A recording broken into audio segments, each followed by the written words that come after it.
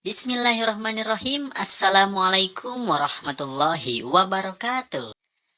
Baik Bapak Ibu semuanya, dalam video kali ini saya ingin membagikan tentang tips untuk menjawab soal HOTS.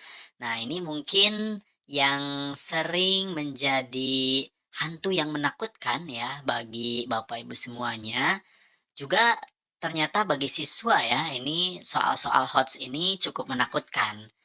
Terutama kalau untuk guru itu ketika kita melaksanakan pretest, kemudian UP ya, kalau di PPG itu ada uji pengetahuan, kemudian ada tes seleksi ya jika Bapak Ibu nanti mengikuti CPNS atau P3K dan juga ujian-ujian lainnya, ini biasanya soal-soalnya ini adalah HOTS.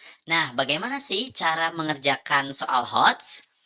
Baik, di sini saya ingin membagikan beberapa tipsnya. Yang pertama, Bapak Ibu harus menemukan kata kunci terlebih dahulu. Nah, jadi soal HOTS ini memang biasanya banyak narasinya dan berbelit-belit, kadang juga banyak narasi-narasi yang menjebak. Nah, jadi dalam penggunaan kata dan membutuhkan analisis yang tinggi itu dalam narasi-narasinya ya. Nah, tapi jika Bapak Ibu sudah menemukan kata kuncinya, nih, kata kuncinya, maka Bapak Ibu bisa menjuruskan pemikirannya terhadap kata kunci tersebut, sehingga konteks dari pertanyaan tersebut tidak keluar dari alurnya. Nah, jadi yang pertama adalah harus menemukan dulu kata kuncinya. Apa sih inti dari permasalahan atau soal yang terdapat dalam narasi tersebut? Begitu. Nah, jadi itu ya yang pertama. Kemudian yang kedua adalah memahami konsep bukan menghafal. Nah, di sini ya, kebanyakan dari kita itu belajarnya menggunakan teknik menghafal, bukan memahami. Nih, yang lebih sering adalah teknik menghafal, bukan memahami. Kadang-kadang siswa juga seperti itu ya. Nah, dalam mengerjakan soal HOTS, ini kemampuan untuk memahami konsep adalah yang paling penting daripada hanya sekedar menghafal. Ya, jadi untuk HOTS ini kita harus bisa memahami konsepnya. Nah, karena soalnya yang berbelit-belit, ya narasinya cukup panjang dan banyak yang menjebak, jadi Bapak Ibu harus bisa memahami inti pertanyaannya.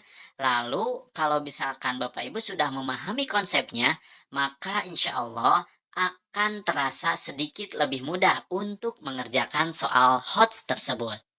Nah, itu adalah tips yang kedua. Kemudian yang ketiga adalah memecahkan soal secara sistematis. Nah, sistematis itu seperti apa? Sistematis itu berarti Bapak Ibu harus menyelesaikannya terlebih dahulu. Poin-poin apa saja yang diketahui oleh Bapak Ibu, silahkan boleh dicatat.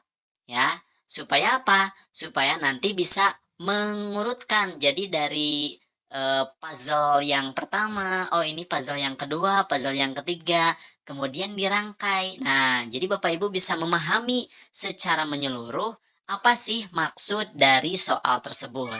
Nah, jadi soal HOTS itu berbentuk permasalahan yang terdiri dari rangkaian kasus yang panjang biasanya.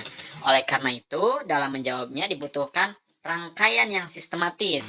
Nah, itu yang ketiga, tips untuk menyelesaikan soal HOTS. Kemudian yang keempat barulah berlatih banyak soal. Ini untuk mengerjakan soal HOTS. Nah, soal HOTS ini beraneka ragam ya. Dan kemudian juga akan keluar di ujian-ujian tertentu. Jadi kalau Bapak Ibu belum terbiasa ya dengan soal tersebut, maka akan kesulitan untuk mengerjakannya. Jadi Bapak Ibu bisa berlatih banyak soal HOTS ya, supaya nanti ketika ada ujian seleksi, pretest, UP atau tes CPNS, tes P3K itu terbiasa untuk mengerjakan soal HOTS.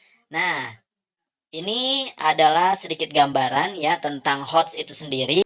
Jadi kita HOTS ini berada di wilayah atas ya. Nah, tapi tetap Bapak Ibu harus mengetahui dulu konsepnya, memahami konsepnya, kemudian bisa menerapkan konsepnya.